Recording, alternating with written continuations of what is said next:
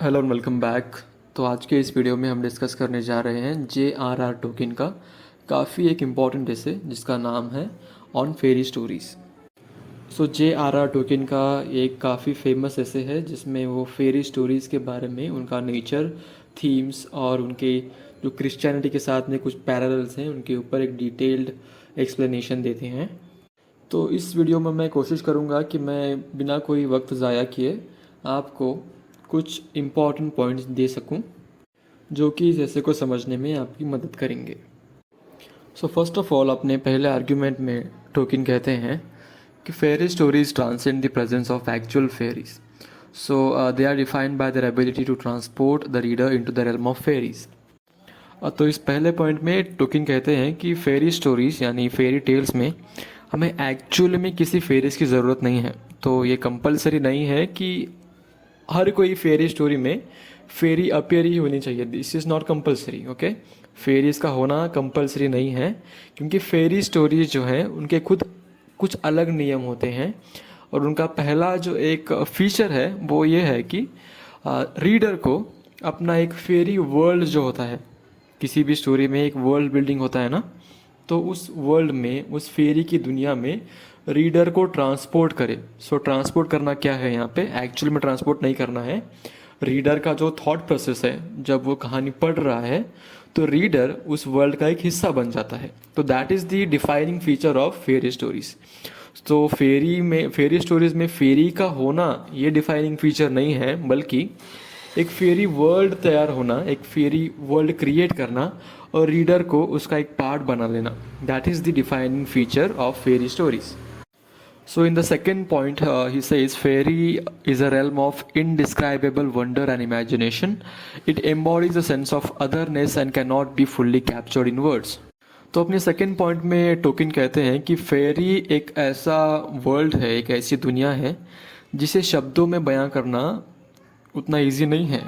It is a realm of indescribable wonder and imagination. So fairy एक mixture है wonder और imagination का। So with wonder and imagination we create such an world which is not describable with our limited use of language. तो हम अपने शब्दों में उनको बयां फुल्ली कैप्चर नहीं कर पाते हैं, राइट। तो इसके जिम्मेदारी रीडर्स के ऊपर है कि वो इमेजिन करें। Okay, so readers' imagination becomes a very important aspect of fairy stories as words fall short. शब्दों की कमी की वजह से हम उस वर्ल्ड बिल्डिंग को पूरी तरह से उस पेज पर नहीं उतार पाते हैं, टेक्स्ट में नहीं उतार पाते हैं। तो तभी हमें वंडर और इमेजिनेशन, जो कि काफ़ी इंपॉर्टेंट पार्ट है फेरी स्टोरीज का, that comes into play, right. तो अगला जो आर्ग्यूमेंट है, थर्ड आर्ग्यूमेंट, टोकिन कहते हैं कि true fairy stories evoke a sense of inner consistency and believability. They create a secondary world that operates according to its own logic and rules. तो basically Tolkien कहना चाह रहे हैं कि वी नो कि fairy stories are not real, right. हमें पता है कि फेरी स्टोरीज एक्चुअल में पॉसिबल नहीं है, लेकिन इस जानकारी के बावजूद हम उनमें बिलीव करते हैं क्योंकि फेरी स्टोरीज का काम ही यही है ना कि एक फेक वर्ल्ड को रियल की तरह पोर्ट्रे करना। रीडर्स को वो वर्ल्ड काफ़ी ट्रू लगना चाहिए, बिल्कुल ही ट्रू और पॉसिबल लगना चाहिए। So this is the job of the author to make a believable world. और इस फेरी वर्ल्ड जो होगा, जो कि वर्ल्ड बिल्डिंग का एक पार्ट होगा, उसका क्रेडिबिलिटी इस बात से जज किया जा सकता है कि उसके कुछ अलग ही रूल्स और लॉजिक्स होंगे जो कि एक्चुअल दुनिया में अप्लाई नहीं होंगे, right. So fairy world will have its own rules and own logics that may not be replicated in the real world.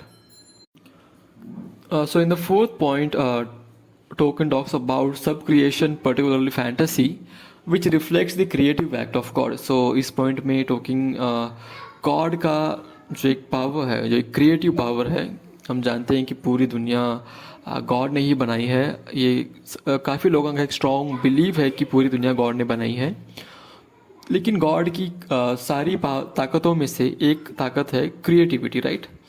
सो ये क्रिएटिविटी की जो ताकत है ये कुछ ऑथर्स को भी मिली हुई है और टोकिन कंपेयर करते हैं this creative power of God with the creative power of some authors क्योंकि कुछ ऑथर्स ऐसे हैं जो अपनी इमेजिनेटिव पावर्स का यूज़ कर कर अपने दिमाग में ही कुछ दुनिया बना लेते हैं। जैसे कि हम फेरी स्टोरीज़ में काफ़ी अलग नैरेटिव्स देखते हैं जो कि हमारी दुनिया से काफ़ी अलग होते हैं, तो अपनी वो खुद की दुनिया बना रहे हैं, right. So this act of creating something new, so this act is compared with the act of God. Okay, God की जो ताकत है कुछ नया बनाने की, उस ताकत को और this creative aspect of writers, both of these aspects are compared here in this essay by Tolkien. So here we are seeing a kind of comparison between God's creativity and the creativity of writers.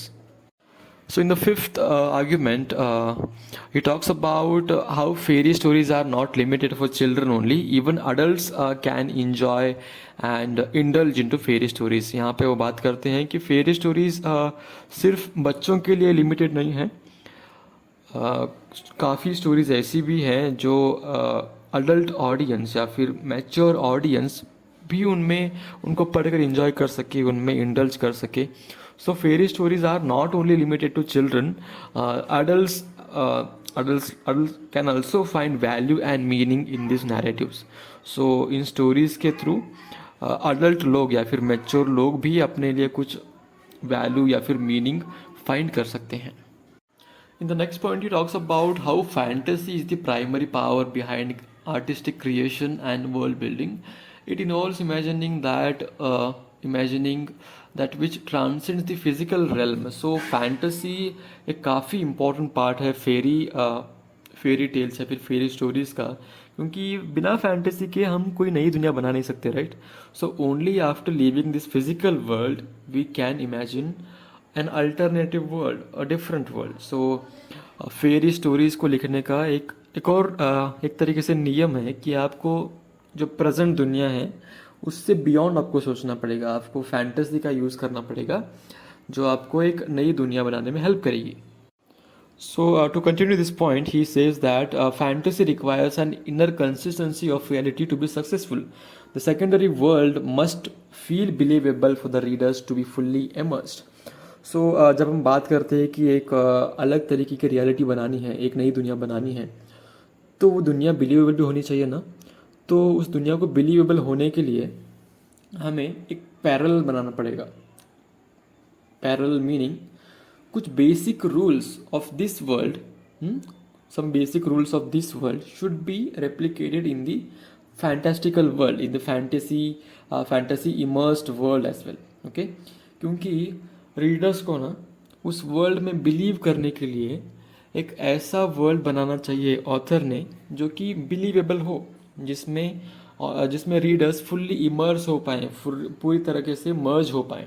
Okay, और वो करने के लिए authors को जो कि real world है उसकी काफ़ी नॉलेज होनी ज़रूरी है, क्योंकि एक कंसिस्टेंसी होनी चाहिए between this real world and this fantastical world, right. And in the next point he says that literature out of all the mediums, out of all the arts, literature is the ideal medium for fantasy.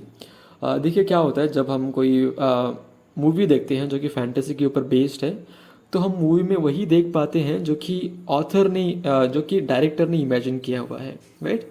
जो director हमें दिखा रहा है हम वही देख रहे हैं। Even with the music, right, हम वही सुन पाते हैं जो एक सिंगर ने गाया है या फिर एक म्यूजिशियन ने कुछ प्ले किया है, हम वही सुन पाते हैं। लेकिन जब हम कुछ पढ़ते हैं तब we have all the freedom in the world, right. We can imagine whatever we want. Okay, if there is a description about a flower, when we talk about a beautiful flower, we can imagine any kind of flower that we find beautiful.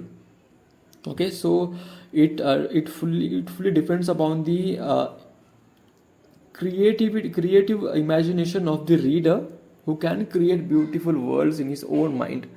So इसीलिए fantasy एक genre है जो कि literature के लिए most suitable है। Literature और fantasy they both go hand in hand, क्योंकि वहाँ पर रीडर्स को पूरी छूट मिल जाती है, पूरी तरह से फ्रीडम मिल जाती है, जहाँ पर वो अपने खुद के वर्ल्ड क्रिएट कर पाएँ, खुद के वर्ल्ड इमेजिन कर पाएँ।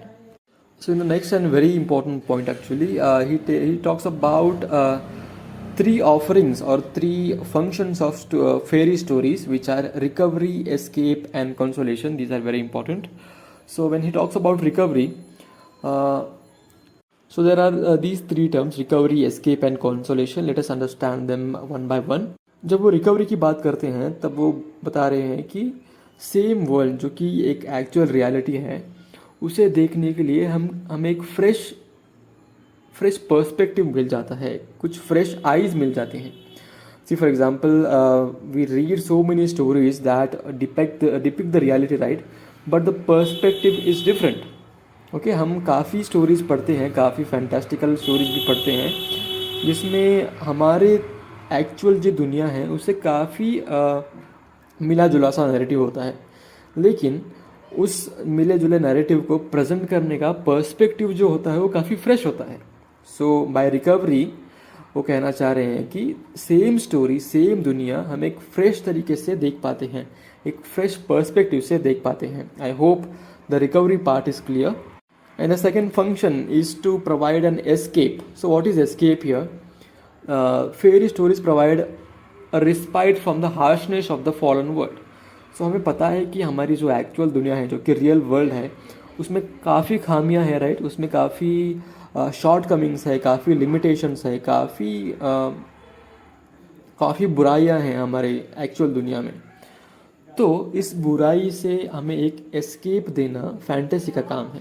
जब हम इस रियल दुनिया से ऊब जाते हैं, हमें सब कुछ नेगेटिव लगने लगता है, काफ़ी होपलेसनेस हमारे अंदर आ जाता है, तब एक फैंटास्टिकल नॉवेल या फिर एक fantastical story which is based on fantasy can provide an escape to us. क्योंकि हम वही रोज़मर्रा की दुनिया को देखकर काफ़ी होपलेस फील करते हैं, और एक स्टोरी जो कि पूरी तरीके से इमेजिनेशन पर बेस्ड है, वो हमें एक तरीके का एस्केप दे सकता है, right. And the last is consolation. So what is consolation here? So actual world में क्या होता है? Actually the world is not fair, right. दुनिया में कुछ भी फेयर नहीं है. हम काफ़ी जगह देखते हैं कि बुरे लोग काफ़ी सक्सेसफुल हो जाते हैं और अच्छे लोगों को काफ़ी स्ट्रगल झेलना पड़ता है, जो कि रियलिटी है. लेकिन फेरी स्टोरीज में हमेशा क्या होता है? We see an overarching theme कि at the end of the day truth will prevail. जो कि फॉर एग्जांपल एक अच्छा आदमी भले ही वो काफ़ी स्ट्रगल करेगा, लेकिन अंत में उसका विजय हो जाएगा, अंत में वही जीतेगा. ऐसी स्टोरीज हमें फेरी स्टोरीज में देखने को मिलती हैं. सो ये एक तरीके का कॉन्सोलेशन है अकॉर्डिंग टू J.R.R. टोकिन कहते हैं कि एक तरीके का कॉन्सोलेशन है, क्योंकि हमें दिस फेयरनेस की जो कि एक फेयर नैरेटिव है, वो हमें रियल लाइफ में देखने को नहीं मिलता है. इसीलिए हम देखना चाहते हैं कि एटलीस्ट फेरी स्टोरीज में, एटलीस्ट फेरी टेल्स में जो कि ट्रुथ है, या फिर ऐसे लोग हैं जो कि सच्चाई की राह पर चलते हैं, उनको सक्सेस मिले, वो विजयी हो. So towards the later part of the essay, he talks about fairy stories and its parallel with Christian themes. So हमें देखने को मिलता है कि फेरी टेल्स काफ़ी हद तक वो क्रिश्चियनिटी से लिंक्ड है. ओके, क्रिश्चियनिटी का इन्फ्लुएंस उनके ऊपर काफ़ी है. सो फॉर एग्जांपल हम काफ़ी स्टोरीज में देखते हैं कि अच्छाई का जो कि विजय है वो तय है. फेरी स्टोरीज में हम वही देखते हैं ना कि नो मैटर कितनी बुराई कितनी भी स्ट्रांग हो, कितनी भी पावरफुल हो, eight the end of the day हम अच्छाई को ही विजयी देखते हैं ना फेरी स्टोरीज में. एंड ऐसे भी कुछ स्टोरीज़ हैं जो कि डायरेक्टली जीसस क्राइस्ट के डेथ या फिर उनके रेजरेक्शन को डिपिक्ट करती हैं.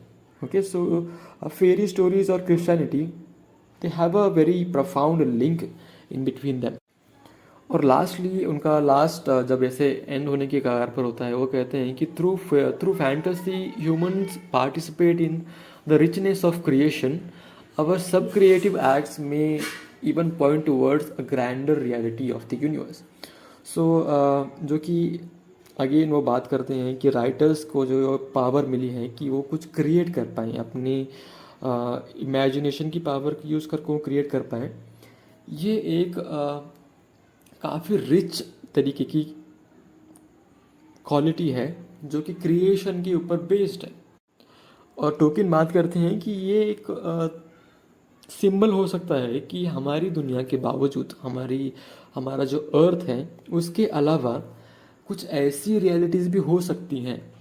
क्योंकि अगर हम ये इमेजिन कर पा रहे हैं और हमें पता है कि यूनिवर्स कितना बड़ा है, राइट, काफ़ी सारे प्लैनेट्स हैं, काफ़ी सारे सिस्टम्स हैं, काफ़ी सारे गैलेक्सीज यूनिवर्स के अंदर हैं। तो हम जो इमेजिन कर पा रहे हैं, हम जो रियलिटीज़ हमारे फैंटेसी के थ्रू इमेजिन कर पा रहे हैं, वो एक्चुअली में भी बेस्ड हो सकती हैं, राइट, क्योंकि यूनिवर्स इतना बड़ा है। तो this creative power of writers, this creative power of some people can be a symbol of the vastness of the universe, right. So lastly वो कंक्लूड करते हैं कि क्योंकि हम इतना हमारी क्रिएटिव रिचनेस को हम यूज़ करके इतना कुछ इमेजिन कर पा रहे हैं, तो इन रियलिटीज़ का एक्चुअली में एग्जिस्ट करना इम्पॉसिबल नहीं है, क्योंकि यूनिवर्स इतना बड़ा है, right. So these realities may be existing elsewhere, okay. Earth के ऊपर नहीं है, दैट इज़ फॉर श्योर, लेकिन किसी और गैलेक्सी में, किसी और प्लैनेट में ऐसी रियलिटीज़ एग्जिस्ट करना पॉसिबल है।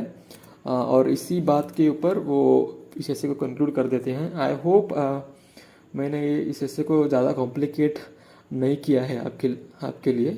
आई hope you at least got some information from this particular video. Thank you so much for watching. अगर आपको कुछ और डाउट्स हैं इस ऐसे के ऊपर या फिर कोई भी और ऐसे के ऊपर, आप प्लीज़ कमेंट में हमें बताइएगा। Thank you.